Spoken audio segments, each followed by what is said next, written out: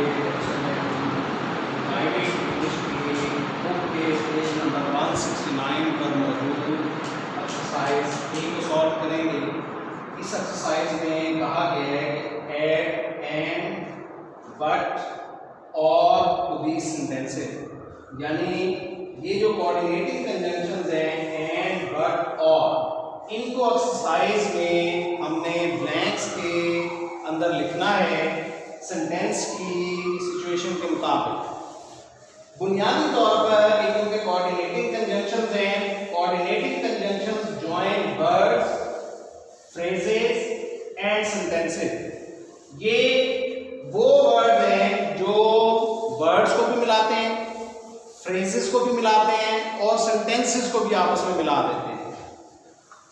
बुनियादी तौर पर जो कोऑर्डिनेटिंग कंजंक्शन है वो दो इंडिपेंडेंट क्लॉजेस को आपस में मिलाते हैं, यानी दो कंप्लीट सेंटेंसेस को। जब उन दो कंप्लीट सेंटेंसेस को एक ही सेंटेंस में कन्वर्ट कर दिया जाता है इन कोऑर्डिनेटिंग कंजंक्शंस के जरिए, तो फिर इन कोऑर्डिनेटिंग कंजंक्शंस के अतराफ में देखते हैं कि आया वर्ड्स को मिलाया गया है, फ्रेजेस को मिलाया गया है या कंप्लीट सेंटेंसेस को ज्वाइन किया गया है।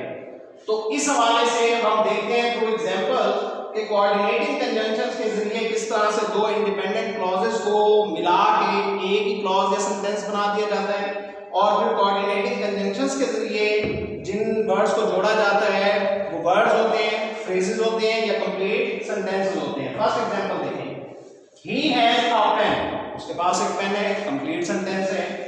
ही हैज सम इंक, उसके पास कुछ इंक है, कंप्लीट सेंटेंस है। अब इन दो कंप्लीट सेंटेंसेस को एक ही सेंटेंस में कन्वर्ट कर दिया गया है। He has a pen and some ink, उसके पास एक पेन भी है और कुछ इंक भी है।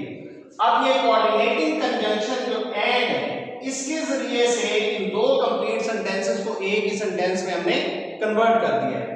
अब जब कोऑर्डिनेटिंग कंजंक्शन के जरिए एक ही सेंटेंस बनाया है तो एंड से पहले देखें वर्ड है और एंड के बाद भी देखें इंक वर्ड है।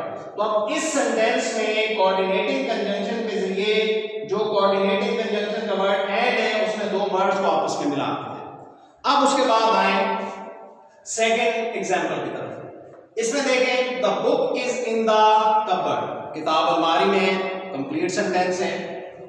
The book is on the shelf, किताब जो है वो शेल्फ के ऊपर है, ये भी कंप्लीट सेंटेंस है।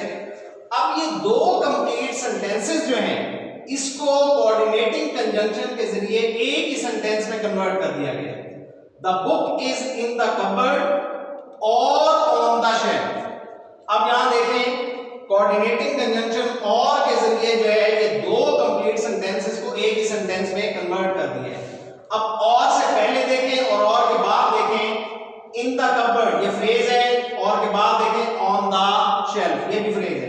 फ्रेज अल्फाज का ऐसा मजमुआ होता है जिनके जरिए से कंप्लीट सेंस, कंप्लीट बात समझ में ना आए जब तक कि पूरे सेंटेंस के साथ उसको मिला ना दिया जाए।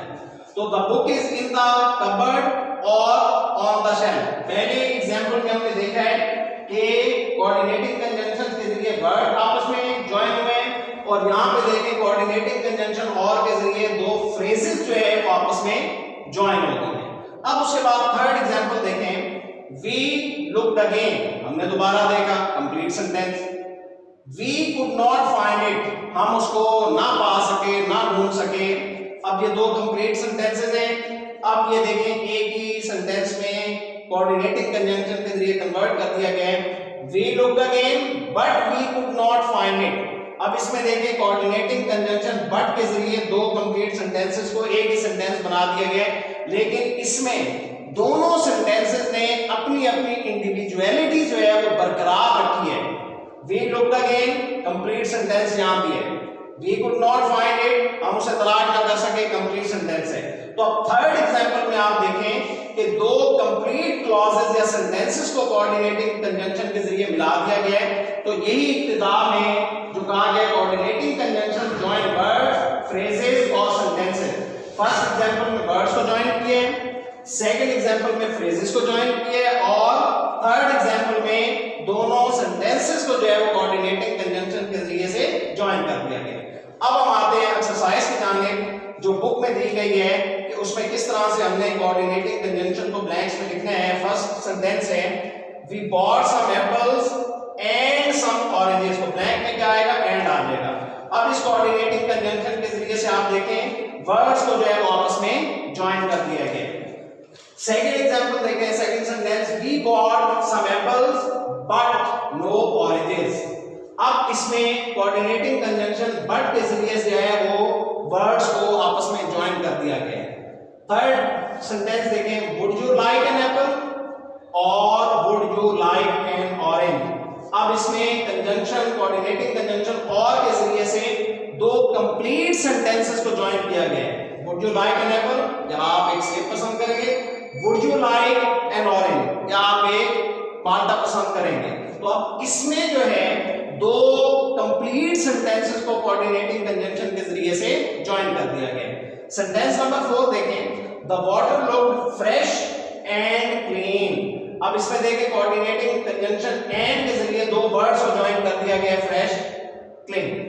सेंटेंस नंबर 5 देखें the pen was good and expensive. अब इस सेंटेंस में कोऑर्डिनेटिंग कंजंक्शन एंड के जरिए गुड और एक्सपेंसिव को ज्वाइन कर दिया गया है। तो इसमें कोऑर्डिनेटिंग कंजंक्शन के जरिए दो वर्ड्स को जो है ना वो ज्वाइन किया गया है। अब जो रिमेनिंग सेंटेंसेस हैं वो मैं बुक से रीड कर रहा हूं, यहां पे मैंने उनके जो है ना वो सही ऑप्शंस लिख दिए हैं। सेंटेंस नंबर 6 है he goes for a walk every day wet और fine। अब यहाँ wet और fine दो वर्ड्स को ज्वाइन कर दिया गया है। सेंटेंस नंबर 7 है we must always be grateful for our health and strength।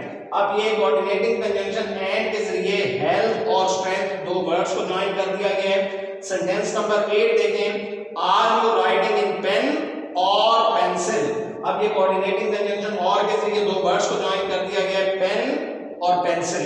Sentence number 9 में देखें she was poor but honest. तो अब यहाँ पे कोऑर्डिनेटिंग कंजंक्शन बट के जरिए पुअर और ऑनेस्ट दो वर्ड्स को ज्वाइन किया गया है। और लास्ट जो सेंटेंस है he wore a white shirt and a blue tie. A white shirt, अब ये जहाँ पे a white shirt a blue tie, अब ये दो फ्रेजेस को जो है वो इन्होंने यहाँ पे ज्वाइन कर दिया गया है।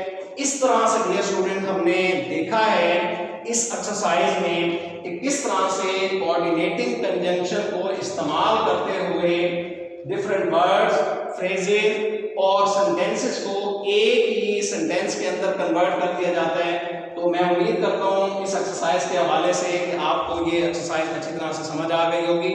लेकिन अगर इसके बावजूद किसी किस्म की कंफ्यूजन है इस एक्सरसाइज से रिलेटेड तो आप मुझसे रब्ता करके पूछ और समझ सकते हैं। अल्लाह हाफ़िज़।